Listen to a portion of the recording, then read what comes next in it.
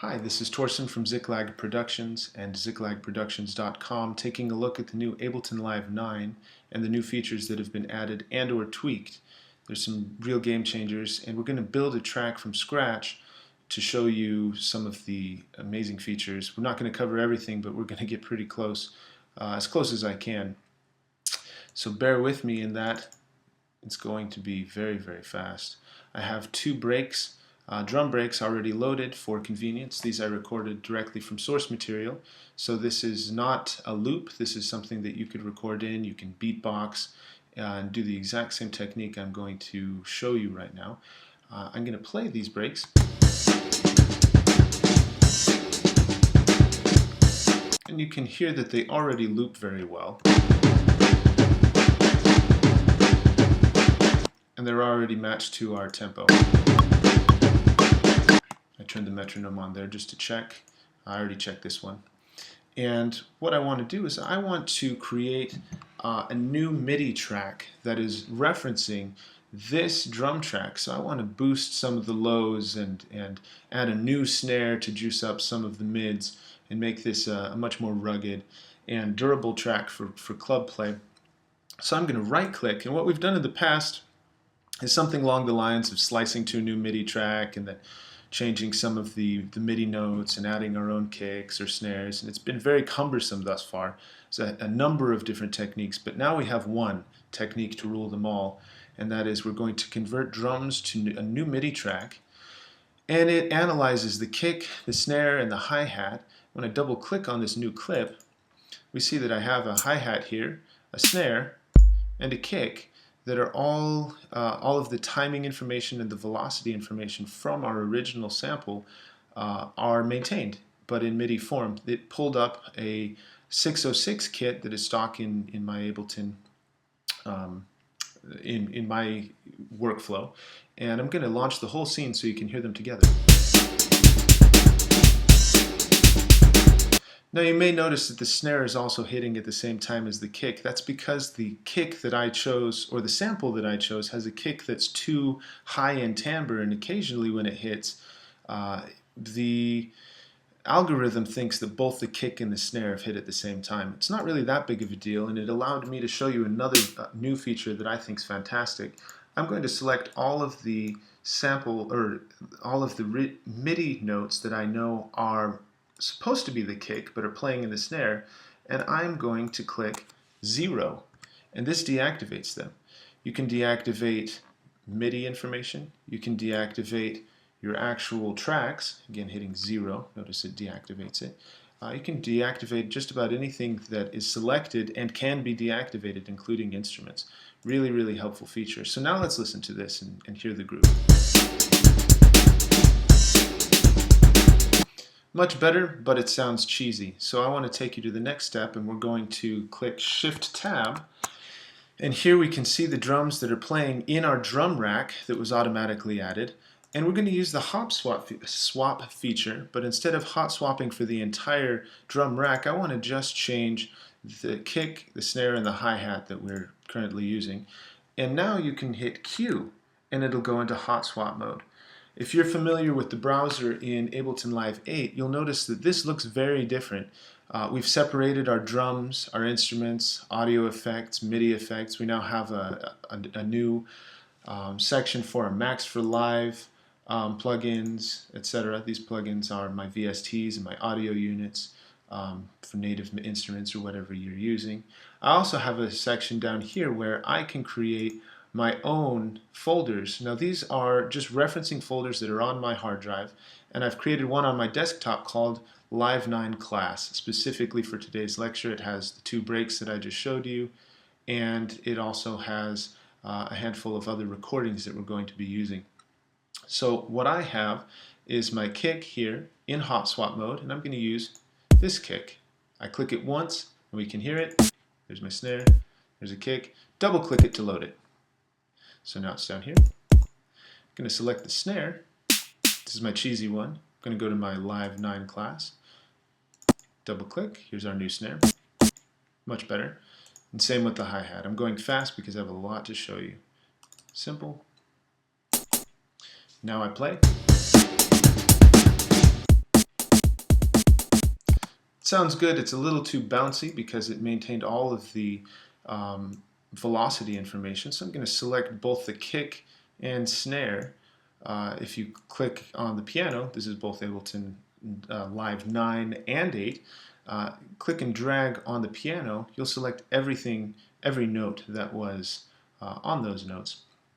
And by clicking Command, I can click and drag and change the MIDI velocity. And I'm just maxing it out so that they're all playing at the same velocity the entire time. The cymbal I'm going to do the same thing with, except I'm not going to max everything out. I want it to maintain some of its bounciness because it's a hi-hat. Let's take a listen to that. Much better, and let's listen to them together. It sounds great. I want to take both of these, and since they are a drum track that it's supposed to pump and breathe and live together, I'm going to group them into their own audio group. And here I can add some effects to make these feel a little bit more like one unit instead of an audio break and a MIDI drum track. So let's take a look at the new glue compressor. I'm going to go to my audio effects. Let's get rid of this here by clicking Command Option L, so we can see more of the browser now. I'm going to go to the glue compressor, drag that onto the group, and now both of these are channeling into the glue compressor together.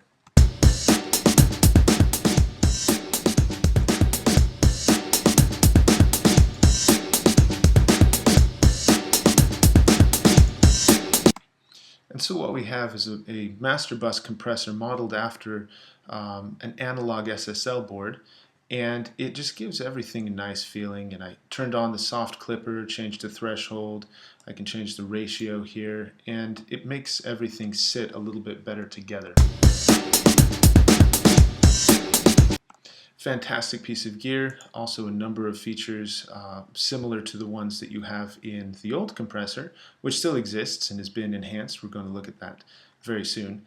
And you can sidechain, you can select specific frequencies or frequency bands that you want to compress based on, and that lives here as well. Let's move on and take a look at making some melody out of a guitar track that I've recorded. Again, this is an audio guitar track. I'm going to close this group. I'm going to select what I called guitar strings, and I'm going to just click and drag to where it says drop files and devices here, and now I have this.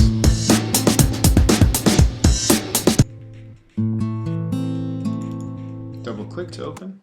We'll notice that it's not syncing exactly how I want it to. The original recording was at 120, so I'm going to type in 120 here into my BPM, hit enter, and now it'll play how I originally played it. We can hear with the click.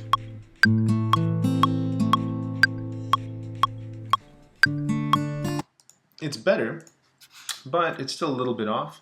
We can select everything, and Command U will allow us to quantize.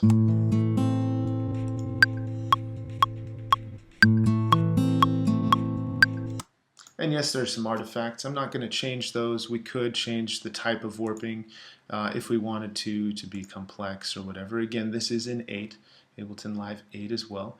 But it doesn't matter to me so much because I'm not looking to enhance the audio as much as convert this harmony track to MIDI. I select that, and just like the drums, it analyzes the music, creating a new track with a piano. I'm going to deactivate this. Again, I could click here or select the track and hit 0, deactivate and resize because I'm no longer going to use that audio. And let's listen to this new track.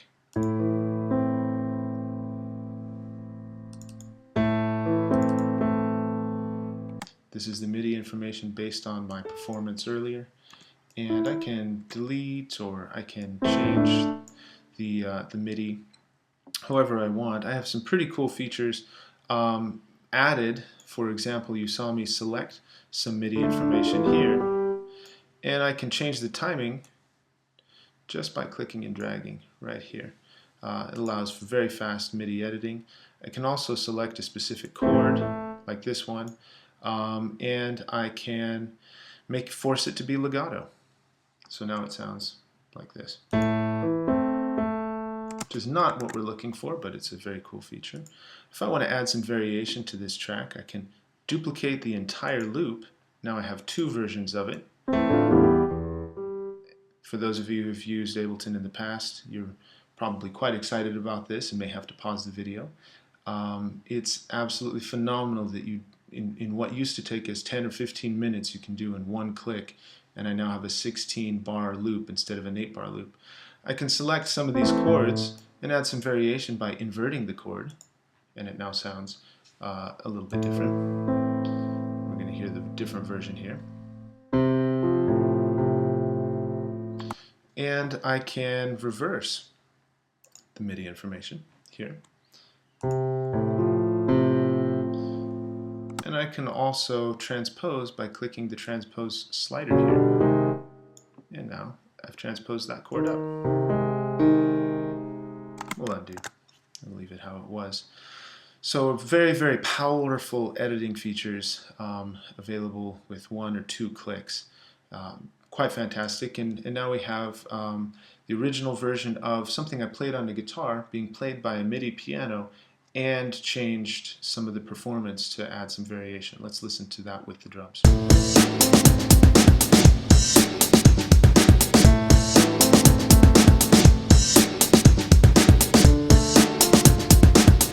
And let's say I wanted the panning to interact with I wanted to automate some of the panning. We now have the ability to automate to our clips.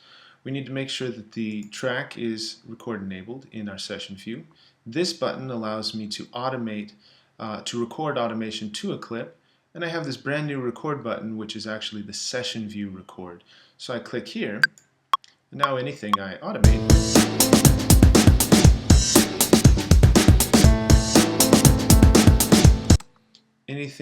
any parameter I move will be recorded in as automation in the clip itself. And we can see I opened up the envelope here, so we can see the automation. I also have some new powerful editing features in that if I get near near breakpoints, I can move them together. I also have the ability of creating a curve by holding down the option button, which makes things really, really fast and really clean, very succinct. Let's move on to creating a bass, and let's see, we have guitar bass. I'm going to turn the volume of that track down. We're going to leave the panning intact as well. Here's the guitar bass I have. Again, it's not playing how I originally performed it. Ableton did its best job to discover what the original BPM was. I happen to know it was 120. And then here's my 8-bar loop, and we'll hear the bass line with the, as a guitar.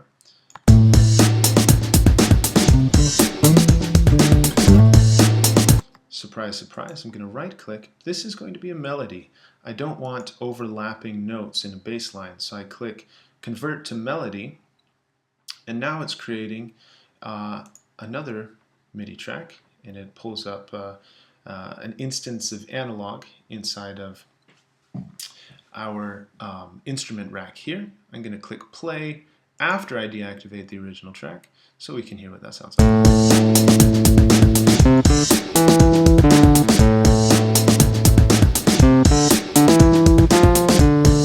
It's pretty cool. I might want to keep that, but I definitely want a low-end sub, so I'm going to turn this down. And I'm going to create a new MIDI track, and that is Command-Shift-T. So here's a new MIDI track. By holding down Option, I can click and drag this MIDI information into this new MIDI track. And I'm going to go over again to the newly enhanced browser, and I'm going to go to my instruments. I'm going to go here. I have bass already opened conveniently. And I'm going to select Hip Hop Sub Bass, drag that here, and now I'll have a sub. We'll solo that out and play the clip. It's good, but it's too high. So now I'm going to select the MIDI information inside of this clip.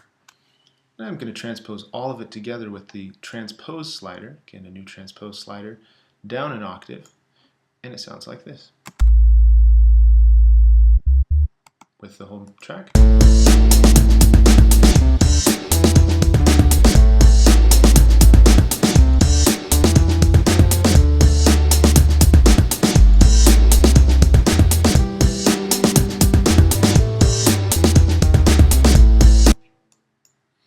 Excellent. So we've got the starts of what is a pretty good hip-hop track at the moment. Let's take a look at some of the changes to our EQ8. There's some fantastic things in EQ8, and I want to collapse this, this instance of our instrument rack so that I can see EQ8 easier. And I'm going to come here to our audio effects, grab EQ8, and I'm going to solo this track out so we can hear. This is the original bass, not the sub bass. Here's the sound of the audio. And say I wanted to enhance a specific area, a specific frequency band, but I want to know what that band's influence is, that EQ band's influence is on the track, and not the other ones. I don't want to hear what anything else is doing, just the one band I'm working with. We have the ability to monitor and audition that specific band. So when I click and drag, you can hear it's just that band. If it goes to 0, we don't hear anything because it's not influencing it at all. Very, very useful if you're trying to fix room modes or things like that and you want to notch out a specific frequency. You can ignore the rest of the track, the rest of the audio in the mix. And that's extremely useful, especially when you click this button. This has just been added, and you can now see the entire frequency spectrum with the ability of editing in EQ8. Absolutely fantastic. There have been a number of additions in our compressor as well. Drop this in here. This is a new condensed view. We have the original view that you're probably already used to. And we have a new visual view. I'm going to add this to a grouped version of our basses. Let's group this. Rename it bass by hitting Command R. And let's set the compressor there. Now, what I want to do is I want to sidechain to the kick. Don't have time to explain this too much other than open up sidechain, select the MIDI drum track, select the kick pre-effects, and now I will see the kick here. This is a visual way of seeing the information that is going to trigger compression, and I can move the threshold down, and I see the gain reduction here. Absolutely fantastic.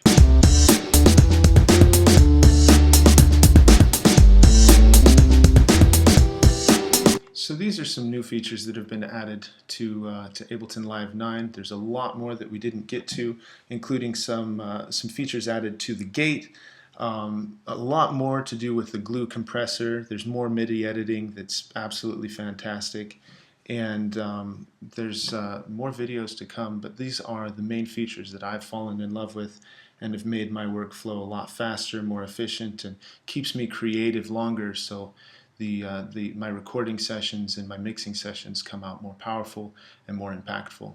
Hope this has been helpful, and this has been Torsten from ZikLagProductions.com.